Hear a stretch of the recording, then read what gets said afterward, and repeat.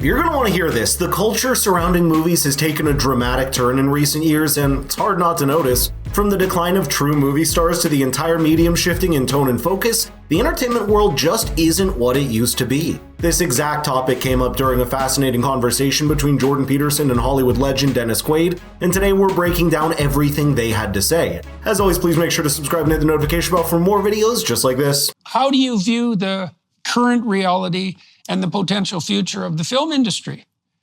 Are there still stars? That's the thing. Who was the last movie star?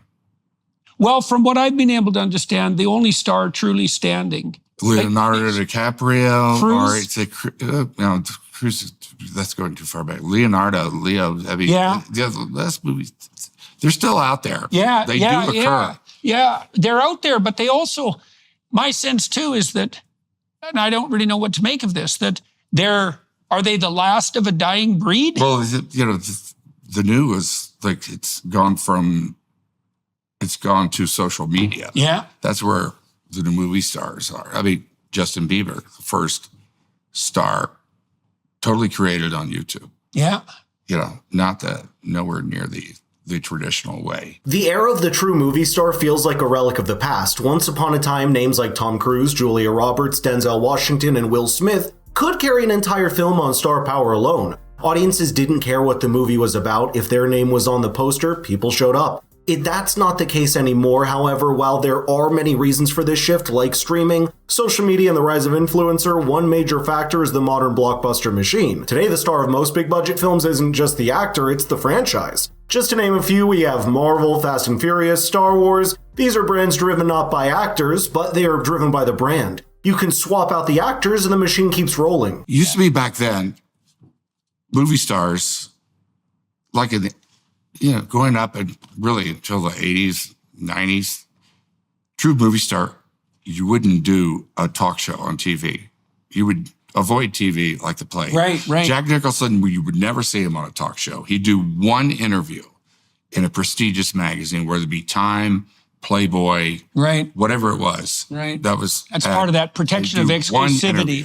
Yeah. And you would, some guy would spend a couple of days with him or something, but you really wouldn't. There was a mystery to him. Yeah. So that when you went to the theater, really what makes a movie star is you go to the theater, they are a mystery. You don't know too much really about their life. Yeah. So you don't want imprint to your own life on them. Yeah, definitely. That's what happens. Yeah. You see them for something inside you. Yeah. And that's what makes a movie star. Exactly. There was a time when people had zero idea what these celebrities were up to. You didn't know what they were eating, who they were dating on a Tuesday afternoon, or what their political hot take of the week was. They lived behind the screen, and that distance made them magnetic. Compare that to today, and it's the complete opposite. You see, actors aren't just competing for roles. They are in a constant race to stay relevant. With social media dominating everything and attention spans shrinking by the second, celebrities are no different than influencers and content creators. They're posting on Instagram, jumping on TikTok trends, and doing PR stunts just to stay in the conversation. It's not enough to deliver a great performance anymore. You have to go viral. Stay politically on brand and be endlessly online. This is something Jordan Peterson expanded on, and he summed it up perfectly. When you and I grew up, being on television was a remarkable and unlikely occurrence. To be personally on television, even to know someone who was on television, the bandwidth was so narrow. Yeah. And then the movies were above that. Yeah. Right? It was easier to be on TV than on the movies. Right. But now everyone is on TV all the time. Yeah. Right. And so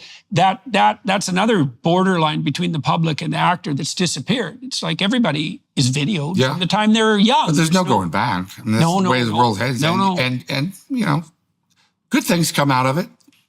Good thing. What do you see that's good coming out of it? Well, for one thing, there's really a broad communication in the zeitgeist. People have taken over their own stories. Yeah.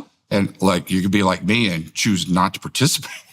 Well, the rise of YouTube and other streaming platforms completely destroyed the monopoly that TV and movies once had on entertainment. Before the rise of these mediums, if you wanted to make a name for yourself, well, you just had to go through the gatekeepers. But now the power's directly in the hands of the creators and the people, and that's why the game has changed forever. I've noticed you haven't liked the video or subscribed to the channel yet, so what are you waiting for? Now, anyone with a camera, some creativity, and a strong voice could build their own platform. Kinda like myself, to be honest. Of course, it's not an easy path, but with persistence, anyone can make it. These giants also gave rise to entire genres that wouldn't have survived in the old system, like commentary channels or independent journalists. It allowed creators to speak directly to the audience without middlemen watering down the message. Peterson also brought up the point of movie-going culture slowly fading away, and it's like he put the finger on the wound. It seemed to me that Hollywood took a walloping blow with COVID and then the strike. And like one of the things I've noticed about myself is I used to go to movies all the time, to theaters. I love going to movies. And I've gone to very few movies since COVID. It's kind of like, I don't know if I got out of the habit. It's something like that. Partly, I used to know where to get reliable reviews for upcoming movies. Like I was in the stream. I knew what was coming out of Hollywood. I made plans to go see the movies. Right. That all disappeared. And now I don't know how to get back to that. But I think— And you're wondering, is it because of my age? Must be. Yeah. Well, that could be too. Yeah. Although, see, I don't know. Or is it just that way? Well, I also don't know that. And of course, the media landscape is fragmented too. And so it's hard to figure out what sources you can rely on for information. The way they advertise movies is nowhere near what it used to be. It used to be just like an ad in the newspaper. Yeah. And that was enough. Yeah. And then it became like TV ads.